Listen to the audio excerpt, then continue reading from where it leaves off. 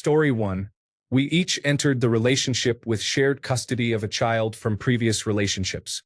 Over time, those situations evolved into primary custody for my biological child and sole custody for her biological child. Meanwhile, we had 2 children together, bringing our total to 4, as we anticipated having a combination of 2 full-time and 2 part-time children. Then, several years later, we faced a family tragedy that resulted in another child needing a home. All of our parents were too old or dysfunctional, and none of our siblings were stable enough. Thus, we became a family of 5 children. I wouldn't trade it for anything. Naturally, we were quite busy for several years. We were determined not to let their lives be limited by the extra commitments required from us. Fortunately, it wasn't 5 children with 5 different after-school schedules. They share similar interests and are close enough in age that mom could take 2 children to one activity while dad took 3 to another. I had the immense privilege of working construction hours, often finishing before 3:30 in the afternoon and sometimes by 2:30. This was a significant advantage for parents, especially when there are a basketball team's worth of children to bring home, feed, and manage. One of our biggest challenges was avoiding parentification of the older 2 children. Big families often have a tendency to allow the oldest kids to take on too much responsibility. Allowing the big sister to use her new driver's license to drive her siblings home from school is one thing. Expecting her to care for all of them until evening is something else entirely. Story 2. I know a couple of moms who have 4 or more children, and their lives are chaotic. One mom has financial stability, allowing her to afford a larger home, vehicles, and extracurricular activities. Her life is complete chaos with a non-stop schedule. The other mom struggles with finances, relying on hand-me-downs and living paycheck to paycheck. She provides affordable meals that are not always nutritious.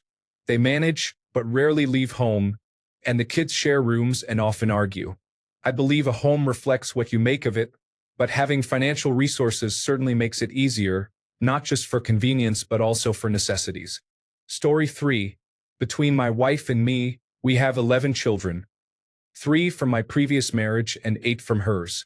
None together for obvious reasons. The answer is quite simple. Her ex-husband was abusive and did not allow her to say no. He would blame her every time she got pregnant. It's challenging. Some of the children have inherited their father's personality defects, and there are mental health issues stemming from multiple sources. However, time is helping. We now have 2 living with us and 4 visiting regularly. The other 5 are out living their lives. Story 4. My parents wanted a large family. I am the second oldest of 5 siblings, and it can be challenging at times as the attention tends to shift to the younger ones.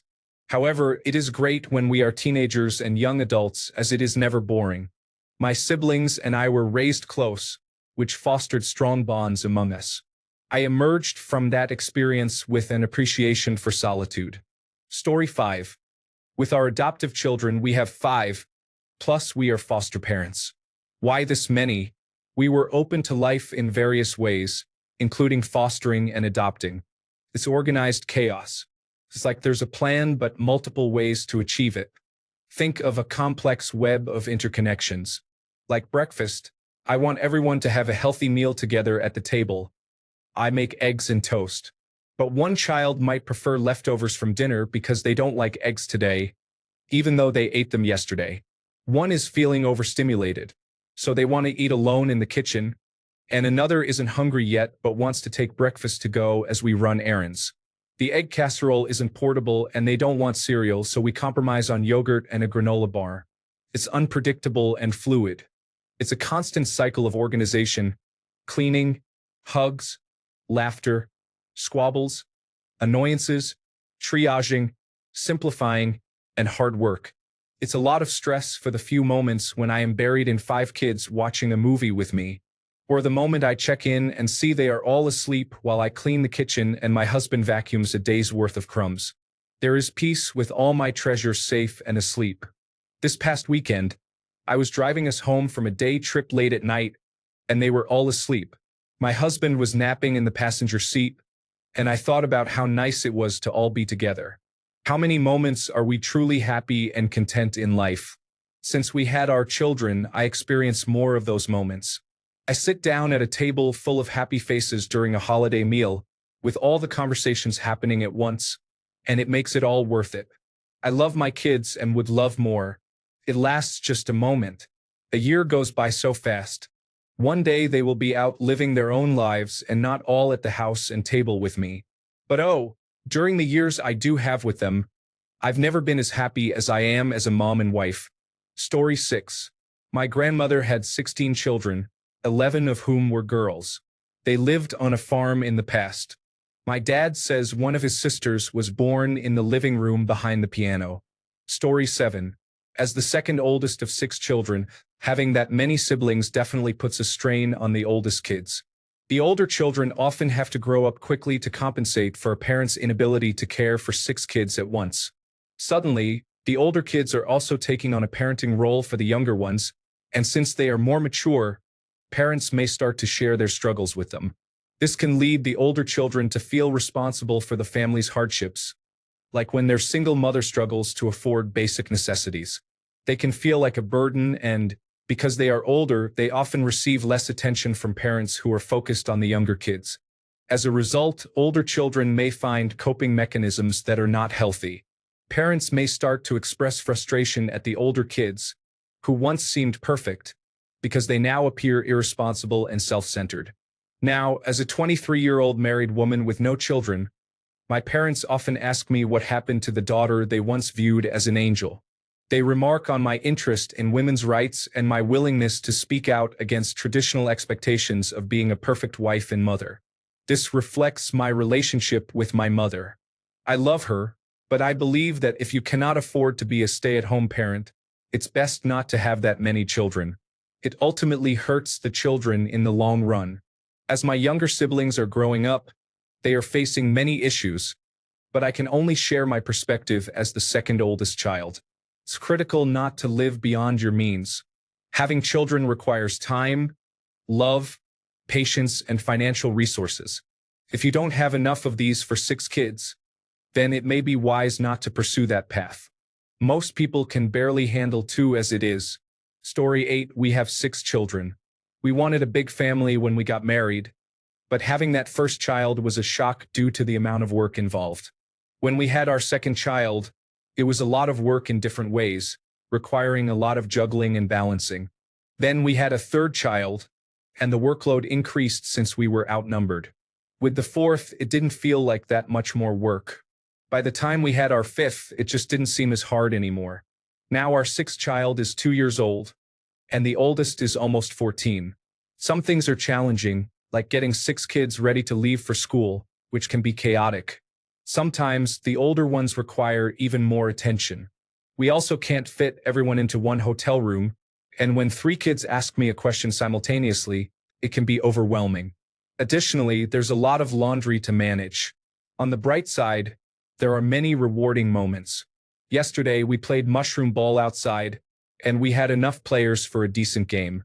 The kids always have someone to play with, and they are accustomed to sharing, although we make sure they each have some things that belong only to them. They learn manners quickly. Otherwise, the house descends into chaos. We try to avoid common family pitfalls.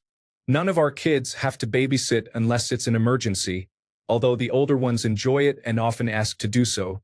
The oldest 3 have their own rooms and get personal space. I watch certain shows with specific kids, snuggling up with one to watch Monk, or another to enjoy Lost.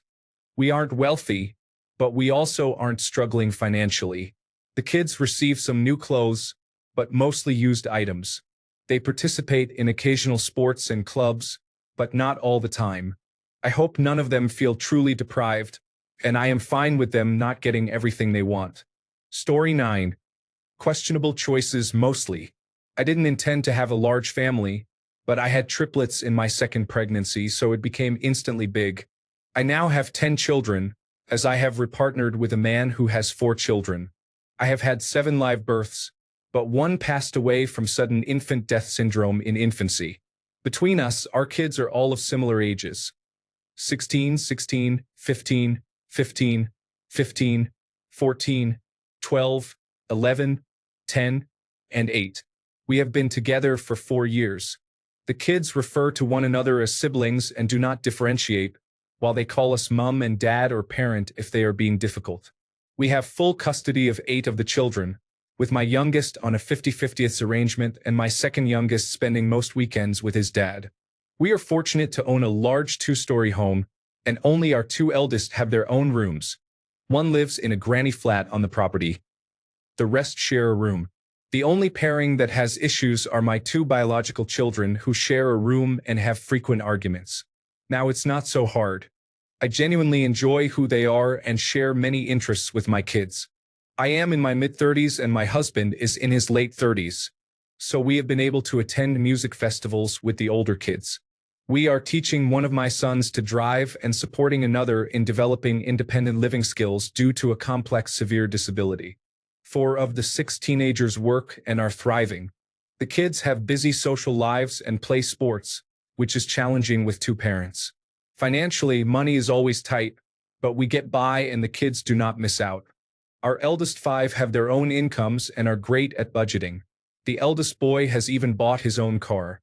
I am in the first year of my own business, which is scary, and I just try to make the best of everything for the sake of the kids. Our entire family is neurodiverse, so the kids have received a lot of therapeutic intervention and ongoing support. We instinctively accommodate their support needs. I only really notice it when I have to go away for work and the support covers my household. They describe it best as micro-demands. There is always something that needs to be done or figured out. Story 10. It's definitely chaotic and expensive. I know I might sound cliché and what parents should say, but honestly, I wouldn't change anything. I know many parents with 1 or 2 children who seem much more stressed and unhappy than I feel, so it depends on attitudes and upbringing. Story 11. One of my coworkers has 6 children. The oldest is 14 and the youngest is 2. His wife admitted that only the second child was planned. The rest occurred because they went out on a date, got tipsy, and then became excited or the birth control failed. She is very eager to get a hysterectomy. They are very hands-on and good parents who either coach or attend all their children's activities. He also earns a very good living, and they live in a low cost of living area, so it all works out for them. They also have a wonderful support system. Story 12. I was visiting my parents at their church, and one family had 7 children at last count. Child 6 was at church around Easter, and child 7 arrived a few months later. For the woman, it was all she knew, how to raise children and be a stay-at-home parent. My piano teacher, who had 8 grandchildren, explained that her daughter and son-in-law were both only children and wanted a large family. They ended up moving in together with the grandchildren, parents, and my piano teacher and her spouse. The girls shared the master bedroom, the boys had another room, the parents occupied the 3rd room, and the grandparents stayed in the basement. Story 13. My husband and I have 5 children. We love our big family and are financially able to support it. I am a stay-at-home mother. Our house is spacious, and we are nearly debt-free, relying on no government assistance. My older children dote on the younger ones, especially the baby. They all get to enjoy their childhoods without the responsibilities of changing nappies or feeding babies. I do not overschedule our days. Each child participates in one extracurricular activity, and I find it manageable. Story 14. Hello. I am a 29-year-old mother of 5. I always knew I wanted to be a mother. It is the hardest thing I endure physically, mentally, and emotionally. However, it has great rewards. I am proud of my 5 daughters, and every single struggle has been worth it to see them grow and develop into their own individuals. In some ways, they are just like me, and in other ways, they have become amazing independent little humans with different interests and ideas. I am fortunate enough to homeschool them. Schedules are important, as is each child having their own personal time with me. I'm not perfect, and I take accountability when there are issues within the household. It can be pure chaos at times, and other times I crack down, and we execute our day smoothly. I personally need to be spontaneous at times with the kids, and they love it, even if it's just a quick trip to the forest preserve. It is extremely hard to raise 5 kids on my own, but the struggle is worth it when I see my kids smile, laugh, play, and love each other. Story 15. The only way it works is to have expectations that you follow through on. Don't be those parents who refuse to have a chart. Most children get used to them in school, so why have a free-for-all at home? Schedules make everything much simpler. Story 16. My paternal grandmother had 6 children because her mother had 6 children. It was generally expected that every girl in the family would grow up to have many children. Story 17. A very high unconscious happening probability is that in an area of X square kilometers, people have fewer than 0.5 children per couple. Story 18. I still wonder why my grandparents on my mother's side had 7 children, while my father's side only had 1. 2 siblings, like my friend and I, aren't enough. 7 feels like too much. I always wanted 3 siblings. An older brother, an older sister, and a younger brother. I believe that would have contributed to my development today, in my opinion. Story 19. We tried to have 2 children, had 1 surprise pregnancy, and ended up with 5 twins during the second and third pregnancies. The first year or two with 5 children, we had the 5th a week after the oldest turned 4. Was crazy, but once the babies reached 1.5 years old, it became much easier. It's actually really great. They play together well and are basically all in the same stage. We enjoy all the advantages of a large family while avoiding the situation where the babies can't participate in the activities the older kids enjoy or the older kids get bored with the younger children's activities. Story 20. I am a 41-year-old mother of 6. I got married at 20 and had my first baby at 22, followed by a baby every year until I was 28. I have always been very focused in my life. I attended Bible college and have lived a life of ministry and service, primarily working with the underprivileged in my community. However, I never wanted children. I believe they would interfere with my life plans and goals, and I simply did not like kids. But something changed within me, and I realized that I could become a better person by having children. It forces you to be selfless.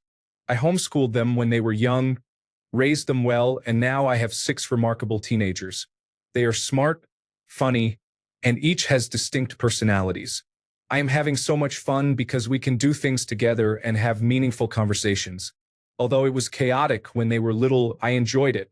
My children are now 13, 14, 15, 16, 17, and 19 years old.